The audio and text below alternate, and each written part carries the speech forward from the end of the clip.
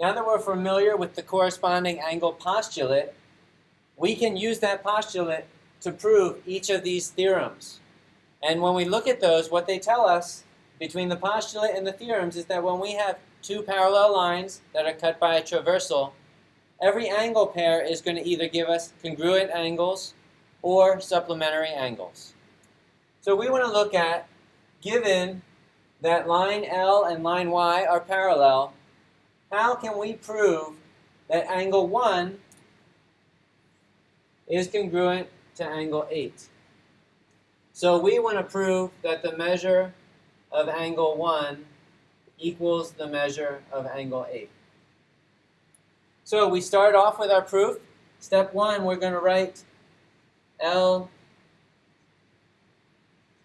is parallel to Y. Why? Because it's given to us. Now the next step is we're going to use the postulate to determine corresponding angles that are the same. So we can look at what kind of angles are these actually first. 1 and 8. What kind of angles are they? What is the relationship?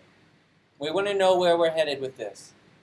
We look at these. They're both on the exterior, and they are on alternate sides of our traversal. This here is our traversal.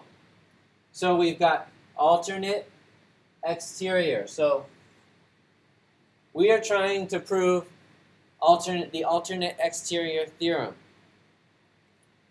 So what we can do with the corresponding theorem, let's start with this angle 1. Where's the corresponding angle? We come down here to 5. The corresponding angle is number 5. So we know, based on the corresponding angles theorem, or postulate, sorry, based on this, we can say that angle 1 is congruent to angle 5. So step 2, angle 1 is congruent to angle 5. And this is a good place to remind you, we are dealing with shapes here, with angles, not specific numbers. So we want to make sure we use the congruent symbol. All right, so what's our next step? We know that these two are congruent. How do we get from here to here? Remember the vertical angle theorem.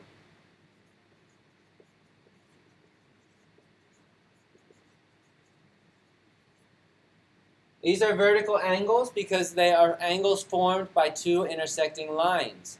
The vertical angle theorem tells us that vertical angles are congruent. So because of the vertical angle theorem, angle 5 is congruent to angle 8. Now we have something that should look familiar.